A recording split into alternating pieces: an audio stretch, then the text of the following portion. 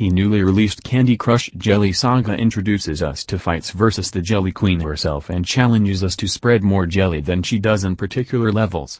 It's a really tricky game mode which can go either way, but we're going to help you make it go your way by sharing some tips and tricks on how to easily defeat the Jelly Queen in Candy Crush Jelly Saga. Because it's not that difficult once you can put a few tricks to work. Before we get to the actual tips and tricks, let's see what you have to do to beat Jelly Queen in Candy Crush Jelly Saga. You have to spread your jelly over the board and meet the requirements posted in the upper side of the screen. However, the Queen herself will make matches, spreading her own jelly and trying to make your life difficult. So it's double the challenge in the end, and these battles are some of the most difficult levels in a Candy Crush game ever. But they can still be won and aced. Here is how. 1. Use your jelly.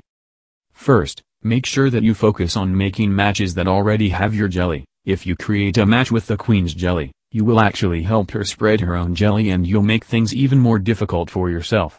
However, if the match you're making has both your and her jelly, it will be your jelly that will spread.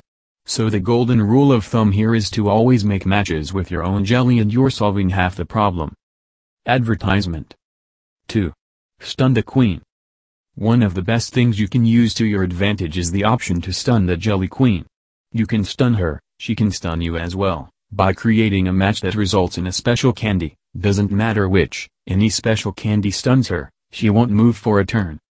But the best thing about stunning the Queen is that if you manage to stun her 3 times in a row, not only that she will lose 3 valuable moves, but your next one will be a special move that will explode and fill the board with your jelly.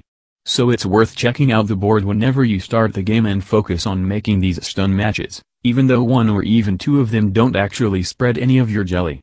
The effect of third, special move and simply the fact that the Queen won't get to make any move are simply worth it. 3.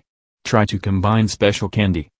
If you want the best possible effect against the Jelly Queen, you should try to combine special candy for super special moves. Unlike regular levels, the jellyfish is not as useful here, but anything's better than nothing, so always work towards creating special candy and then try to mix it with another special one.